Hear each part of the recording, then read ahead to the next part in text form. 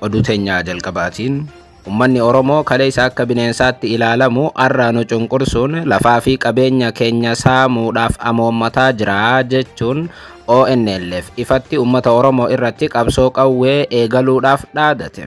ONLF ummata Oromoo irratti waraana labsuu kana hordofee waraanni bilisummaa Oromoo deebi'ii hatattamaa kenneen ONLF daddaffiidhaan odeeffannoo sobaa tana akka sirreessu gaafateera. Bal'inaan isin biraan geenya. Oduu biraatiin Pirezidaantii naannoo Tigraay kan turan obbo Geetaachoo Raddaa yeroo duraatiif bulchiinsi yeroo Tigraay Dr. Dabratsiyoon Gabramikaa'eliin diigamuu amanan. Gama biraatiin Dr. Dabratsiyoon faan lafa ummataa saamanii gurguraa jiru jechuun himatan. Obbo Geetaachoon gareen Dabratsiyoon immoo Geetaachoo injifachuu himuun Geetaachoon akkuma nama kamii aktivistii ta'eeraa jechuun itti qoosaa jiru. Bal'inaan dhageessu. Oduu biraatiin atileetiin Itoophiyaa Xilaa'uun Hayilee fiigichaaf osoo qophaa'aa jiru mana fincaanii seenuun ijoo dubbii ta'e. Kan namoota hedduu dinqisiise ammoo atileetiin kun achi keessaa bahee fiigicha sadarkaa afuraffaadhaan xumuruu isaati. Atileetiin akkamitti dagatame mana fincaanii ture boodatti hafe bal'inaan dhageessu. Oduu teenyaa xumuraatiin ijaarsa istaadiyeemii Adey Ababaa xumuruudhaaf birriin biiliyoona 18 ramadamuun himame. Handhuura Oromiyaa magaalaa Finfinneetti kan argamu istaadiyeemiin kun yeroo dheeraaf ijaarsa irra ture. Bal'inaan dhageessuu akka mul'atan daawwattootaaf hordoftoota Anolii Global Media. Oduuf odeeffannoo keenya galgala kanaa qabannee dhufneetii jirra. Odeeffannoo keenya ijoo isaa amma dhageessan guutuu isaa isin biraan geenya. Haga xumura sagantaa keenyaatti dhaggeeffachuun yaada qabdan gara koomentiitiin nuuf barreessaa. Viidiyoon keenya namoota hedduu biraa akka dhaqqabuuf immoo like, share, subscribe godhuun dagatanaa isiniin jenna. Kallattumaan gara gabaasa bal'aattiin isin qajeelcha. Oduu teenya jalqabaatiin ummanni Oromoo kaleessa akka bineensaatti ilaalamu arraa nu cunqursuun lafaa fi qabeenya keenya saamuudhaaf amoommataa jira jechuun ONLF ifatti ummata Oromoo irratti qabsoo qawwee eegaluudhaaf dhaadate. ONLF ummata Oromoo irratti waraana labsuu kana hordofee waraanni bilisummaa Oromoo WBO'n deebi'ii hatattamaa kenneen ONLF daddaffiidhaan odeeffannoo sobaa kana akka sirreessu gaafateera. Idul Fitrii guyyaa kaleessaa ilaalchisuun hoogganaan ONLF Abdurrahmaan Maaddii ibsa baaseera. Abdurrahmaan Maaddii ibsa baase kanaan ifatti ummata Oromoo maqaa waamuun ummanni Oromoo akka cunqursitootaatti ibseera. Isa bira dabree akka ammoo weerartootaatti ibse. Ummata Ogaadeen naannoo Somaalee keessatti argamu saba Somaalee akkasumas ammoo miseensotaa fi deeggartoota ONLF biyya keessaatii fi biyya alaa hundaaf jechuudhaan ergaa iida ilaalchisuun dabarseen hoogganaan dhaaba sana ayyaana Idul Fitrii guyyaa guddaaf kabajamaa kana baga nagaan geessan jechuun ergaa hawwii gaarii qabu ibseera. Iidni kun kan dhufe yeroo ummanni Somaalee Ogaadeen keessa jiru haala rakkisaa, ukkaamsaa siyaasaa, saamiinsi darbees loogiin sirnaa dabalatee rakkoolee baay'ee keessummeessaa jirutti ta'uu kan hime hoogganaan ONLF kun ummanni keenya waggoottan kurnaniif jallina itti fufiinsa qabu dandamatee obsaan as gaheera, kutannoof jaalalaas agarsiiseera jedhan. Qabsoon yeroo dheeraa kabajaa fi bilisummaadhaaf godhame waan itti boonnuudha kan jedhe hoogganaan ONLF kun miseensonni ONLF biyya keessaatis ta'ee diyaaspooraa keessatti humnaa fi kutannoo hin raafamne agarsiisaniiru ittis jiru jedhe. Iidni guyyaa musliimoonni waan hedduu dabarsanii itti asgaan ta'uu kan hime hoogganaan ONLF kun ramadaana keessa obsanii asga'uun waan salphaa akka hin taanes kaasa. Kun jireenya keessatti obsaaf dandamannaa waan barsiisuudha jedhe. Qondaalli ONLF Abdurrahmaan Maaddii arra maatii fi hawaasa keenya waliin iida wayita kabajnu eenyummaa Somaalee tiksuu, bilisummaa uummata keenyaatiif qabsaa'uu akkasumas ammoo kabaja saba Somaalee guutuu gaanfa Afrikaatti deebisuudhaaf carraaqqii keenya itti fufsiisuuf dirqama biyyaalessaa qabnu ni baanaa jedha.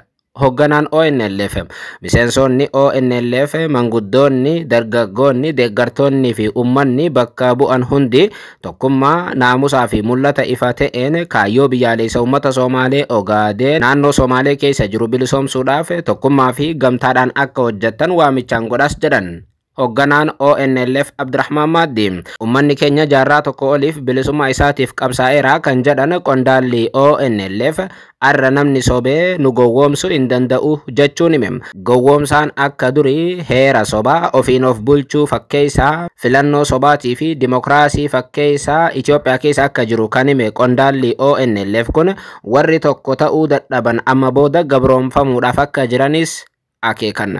Gaggeessaan ONLF ibsa kalee isaatiin amma nuuf galeera jechuun ergaa dabarseen namni hin falmanne hin tokkoomne humna isaatiin hin sochoone cunqurfamaadha erga jedhee booda Oromoon kaleessa ijoolleen durbaa isaa harmi murame akka bineensaatti ilaalaman warri kaleessa miidhamneerraa jechuun dubbatan amma mootummaa Itoophiyaa to'annoo jala oolfachuu danda'aniiru jechuun itti dabaluun barreesse. Arra Oromoon deebi'ee nutti garagaluun michoota isaanii qabsoo keessatti bara dheeraa waliin turanitti deebi'uun lafaa fi qabeenya uummata Somaalee fudhachuu barbaadu jechuun himate. ONLF dura ta'aan ONLF Abdurrahman Maaddi kanaa ol salphinni jira jechuun barreesseera. Qondaalli dhaaba ONLF osoo maqaa sirnichaa fayyadamuun kaasee qeequu danda'u maqaa uummata bal'aa kaasuun uummanni Oromoo akka cunqursitootaatii fi weerartootaatti ibseera. ONLF akka dhaaba Somaaleedhaaf qabsaa'uu tokkotti tasuma maqaa sirnichaa hin kaafne irra caalaatti uummata Oromoo kaase. Qondaalli dhaabichaa kun itti dabaluudhaanis sabni Itoophiyaa keessa jiru hundi amma dantaa ofii falmachaa jiru jedhan. Yeroo keessa jirru hubannee lafa keenya deebifnee egeree uummata keenyaa mirkaneessuudhaaf tarkaanfii fudhachuu qabna jechuun uummanni waraanaaf akka ka'u waamicha godhan. Dargaggoonni Somaalee waliin ta'uun tarkaanfii fudhatee kabajaa fi ulfina Somaalee akka waliigalaatti deebisuudhaaf qabsootti akka seenuus dhaameera. Hawaasa addunyaa maraaf jechuun ergaa dhaameen uummanni Somaalee Ogaadeen keessa jiru bilisummaa isaa jaarraa darbee keessa isaanirraa fudhatame deebifachuuf carraaqaa akka jiru hubachiise. Amma booda saboota cunqurfamtoota Itoophiyaa kan biraa waliin ta'uun mootummaa kana gaggeessuuf akka jiru ONLF dhaadateera. Miseensonni ONLF hundi hojii ulfaataa fuuldura keenya jiruuf qophaa'aas jechuun guyyaa ayyaana Iidaa ilaalchisuun uummanni waraanaaf akka qophaa'u waamicha godhan. Uummanni waraanaaf kan qophaa'u mootummaa yookaan sirna Abiy Ahmed irratti osoo hin taane uummata Oromoo irratti akka ta'e Abdurrahman Maaddi bal'inaan barreeffame isaa keessatti ifatti kaa'eera. Ergaa ayyaana Iidaa ilaalchisuun uummata irratti kakaasu Abdurrahman Maaddi dabarsan kana ilaalchisuun waraanni bilisummaa Oromoo battalumatti deebii kenneera. Waraanni bilisummaa Oromoo dhimmicha ilaalchisuun gama isaatiin ONLF qabsoo uummata isaatti deebi'uu isaatiif kan simatu ta'uu hubachiise.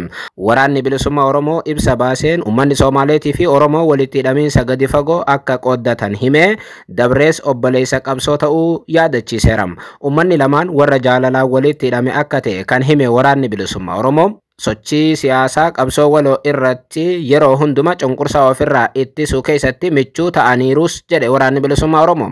Waliin taanee egeree bilisummaaf dimokiraatoo uummanni keenya barbaadu sana fiduuf ni carraaqna jechuun waraanni bilisummaa Oromoo ONLFif deebii kenneen qabsoo ONLF uummata isaatiif godhu yookaan uummata Somaaleetiif godhu harka keenya diriirsinee haala oowwaadhaan simachaa osoo jirru ibsa ONLF bitooteessa 30 jechuun guyyaa kaleessaa baase keessatti waan sirrii hin taane tokko hatattamaan argine dhimmicha furuun barbaachisaadha jennee waan amannuuf ibsa kana baafnee jedha WBOn. Waraanni bilisummaa Oromoo deebisaa kenne kanaan Oromoo sirnichaan walqixxeessuun gantuu qofa osoo hin taane namoota isaan fayyadaman irraa tokko ta'uu hubannaa jechuun ibse. Yookaan immoo paartiin Ogaadeen ONLF uummata Oromoo maqaa kaasee haala kanaan ibsuun mootummaa waliin akka jirutti hubannaa jedheera. Kana qofaa miti dhugaa Oromiyaa keessa jiru gadi fageenyaan jallisuudha jennee fudhannaas jedhe. Sirni Abiy Ahmed gocha waraanaa jalqaba ammajjii bara 2019 uummata Oromoo irratti kallattiidhaan kan raawwate yoo ta'u ergasii waraanni uummata keenya irratti baname dhaabbatee akka hin beekne hubachuun gaariidha jedhe WBOn. Kana ammoo ONLFis ni beeka jedheera. Dubbiin akka kaleessa ONLF oofuutuun maqaballeessiin Oromoo irratti deemu akkasii dantaa sirnichaa kan eegu qofa yoo ta'u kunis tokkummaa uummata keenyaa laaffisuu fi uummata gidduutti qoqqoodiinsa facaasuudhaaf waan yaalame jennee fudhannaas jedheera waraanni bilisummaa Oromoo. Waraanni bilisummaa Oromoo ibsa baase kanaan dhaabni Ogaadeen ONLF dogoggora kana akka sirreessu gaafatee dogoggora raawwate yookaan immoo barreeffama ittiin uummata Oromoo ibse kana erga sirreessee booda nuti isa faana hojjechuuf qophiidha jedheera. Warri ONLF odeeffannoo sobaa ta'e jedhanii facaasan kana hatattamaan sirreessuun gaariidha jedhe WBOn. tibbana irra deddeebiin akkuma isin biraan ga'aa turre dhaabni Ogaden ONLF mootummaa waliin walitti bu'uu irratti argamam. Kaleessa immoo bifa haarawaan ONLF as ba'ee uummata Oromoo akka cunqursitootaatti ibsa. Kunis Abiy Ahmed dahachuuni. Oduu itti aanuun Pirezidaantii naannoo Tigraay kan turan obbo Geetaachoo Raddaa yeroo duraatiif bulchiinsi yeroo Tigraay Dr. Dabratsiyooniin diigamuu amanan. Gama biraatiin Dr. Dabratsiyoon faan lafa uummataa saamanii gurguraa jiru jechuun himatan. Arra obbo Geetaachoo Raddaa ergaan fuula Facebook isaanii irratti maxxansan ijoo dubbii yoo ta'u, gareen Dabratsiyoon Gabra Mikaa'el immoo Geetaachoon akkuma nama tokko aktivistii ta'eera jechuun ibsu irratti argamu. Obbo Geetaachoo Raddaa ergaa fuula Facebook isaanii irratti maxxansaniin jeequmsi siyaasaa guyyoottan 20 dabran Tigraay keessatti mul'achaa ture garee aangoo barbaadanii yookiin ni duuna ejjennoo jedhu qabatanii socho'aniin akka ta'e himanii jeequmsi kun marsaa dhumaa irra ga'uus ibsaniiru. Namoonni bebbeekamoo maqaa fooyya'aa qaban tokko tokko illeen kanneen seeraa fi sirna kabachiisuun irraa eeggamu xaxaa sirnichaa keessatti liqinfamuu isaanii Geetaachoon barreessan. Obbo Geetaachoo Raddaa akka barreessanitti humnoonni kunneen duula chaappaa sassaabuutiin waajjiraalee mootummaa humnaan to'atanii turanis haga ammaatti waan lama qofa hojjetaniiru jedhan. Magaalota gurguddoo to'annoo isaanii jala galan keessatti lafa deeggartoota isaaniitiif qooduu fi lafa bal'aa galii argachuudhaaf oolu qabachuu isaanii himan. Xiyyeeffannaan guddaan garee kanaa Maqalee, Shiree, Aksum, Maayicaawi fi Adigraatii fi naannoo ishee irratti akka ta'e ibsan. Humna waan bade deebisuudhaaf fedhii yookaan ka'umsa hin qabne kan ittiin jedhan lafa argatan qoqqoodanii gurguruu qofaa jechuun kaayyoo jara kanaa ifa godhan. Obbo Geetaachoo Raddaa barreeffama kana keessatti jaricha maqaa adda addaa itti moggaasanis maqaa waamurraaf qusataniiru. Obbo Geetaachoon buqqaatota deebisuu fi lafa Tigraay humnaan qabame deebisiisuudhaaf kaayyoo gareen kun hin qabu jedhan. Dhimmi buqqaatotaatii fi lixa Tigraay jaraaf ajanda akka hin taanes barreeffama isaaniitiin akeekan. Garee kana inni maqaa kaasuu baatus garichi garee Dabratsiyoon Gabra Mikaa'el ta'uun beekamaadha. Gareen Dabratsiyoon saamicha irratti akka bobba'ee fi Geetaachoo bulchiinsa yeroo inni hoogganaa ture akka jalaa diige Geech barreesseera. Gareen Dabratsiyoon Gabra Mikaa'el dhimma kana ilaalchisuun haga ammaatti deebii hin kennine. Ta'us ammoo deeggartoonni fi qondaaltonni garee Dabratsiyoon keessatti argaman hedduun isaanii barreeffama gama miidiyaa hawaasummaa isaaniitiin barreessaa jiraniin obbo Geetaachoo Raddaa amma gaggeeffamuu amanee akkuma nama kamiittuu aktivistii miidiyaa hawaasaa ta'eera jechuun itti qoosaa jiru.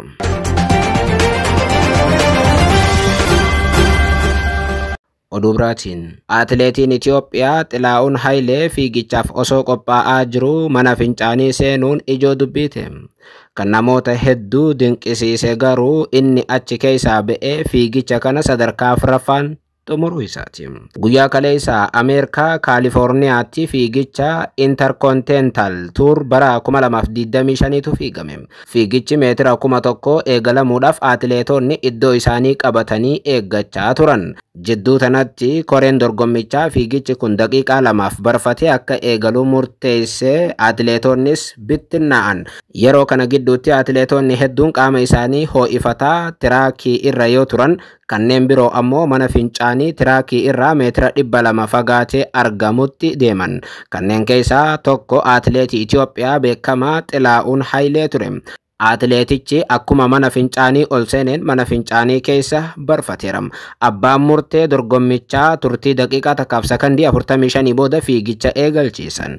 Yeroo kana Xilaa'uunii fi hiriyyaan isaa tokko mana fincaaniitii bahanii iddoo ka'umsa fiigichaa kana ga'uudhaaf meetira 100tu isaaniif hafe. Sana booda bakkicha gaanii achirraa fiigicha eegaluun atileetonni lamaanuu abdii osoo hin kutin fiigicha kana itti fufan.